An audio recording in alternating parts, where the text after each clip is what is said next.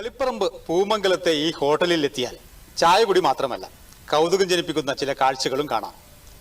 ഇരിക്കൂർ സ്വദേശിയായ ബാലകൃഷ്ണൻ 30 വർഷം മുമ്പാണ് പൂമംഗലത്ത് ഹോട്ടൽ തുടങ്ങിയത്. നാട്ടുകാർക്ക് മാത്രമല്ല ഇതുവഴി കടന്നു പോകുന്ന യാത്രക്കാർക്കും ബാലകൃഷ്ണേട്ടൻ ഒരു അത്ഭുതം തന്നെയാണ്.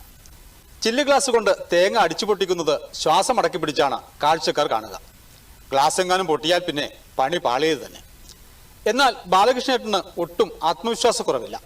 നമ്മൾ ഇതൊക്കെ എത്ര കണ്ടതാണെന്ന ഭാവത്തിൽ ഒറ്റ ഇരിപ്പിൽ 120ഓളം തേങ്ങകളാണ് ബാലകൃഷ്ണേട്ടൻ അടിച്ചു പൊട്ടിക്കുന്നത്.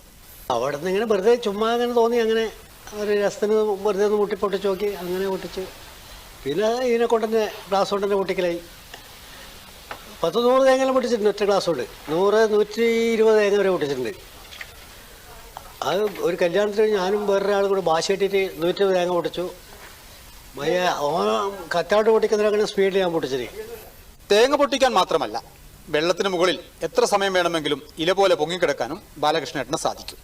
ഇതൊക്കെ എങ്ങനെ പഠിച്ചു എന്ന് ചോദിച്ചാൽ മറുപടി ഇങ്ങനെ. അത് വെച്ചാൽ പുഴക്കുന്ന് മുങ്ങിയിട്ട് ഈ തോട്ടയാടും. പണ്ട് തോട്ടയാട് മുങ്ങി അങ്ങനെ ശീലമായിട്ടാണ് പെട്ര വെള്ളത്തിന് മേലെ പൊന്തി അങ്ങ് അമരൂല. അമരുന്നതിനൊക്കെ പൊന്തും പെട്ര. പിന്നെ മരുന്ന് കിടക്കലായി വെള്ളത്തിൽ ഇരുന്ന് നോക്കി എല്ലാം ശരി, എല്ലാം ക്ലിയറായി. ഇങ്ങനെ മരുന്ന് ഇപ്പം ഇരിക്കാൻ കഴിയില്ല, കാലിന് ഇതില്ലാണ്ട് ബാലൻസ് ഇല്ലാണ്ട് ഇരിക്കാൻ കഴിയില്ല. ഇപ്പം മരുന്ന് കിടക്കും എത്ര സമയം വേണമെങ്കിൽ കിടക്കാം, 2-3 മണിക്കൂറിൽ കിടക്കാം. ഇതൊക്കെ ഒരു കൗതുകമല്ലേ? നമുക്കൊക്കെ വെള്ളത്തിന് മുകളിൽ ഇല പോലെ പൊങ്ങിക്കിടക്കാൻ കഴിയുമോ? കൂട്ടുകാരന്റെ പ്രവൃത്തിയിൽ ഏറെ അഭിമാനമുണ്ടെന്ന് സുഹൃത്ത് ഗോവിന്ദ്.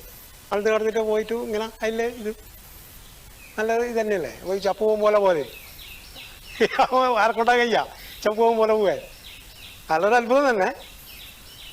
യുവത്വത്തിന്റെ പ്രസരിപ്പോടെ 63-ാം വയസ്സിലും നാട്ടുകാരിൽ കൗതുകമുണർത്തുന്ന പ്രവൃത്തികളുമായി മുന്നോട്ട് പോകുന്ന ബാലകൃഷ്ണേട്ടനോടൊപ്പം ശ്രീനി ആലക്കോട്, ദൂരദർശൻ ന്യൂസ്, കണ്ണൂർ.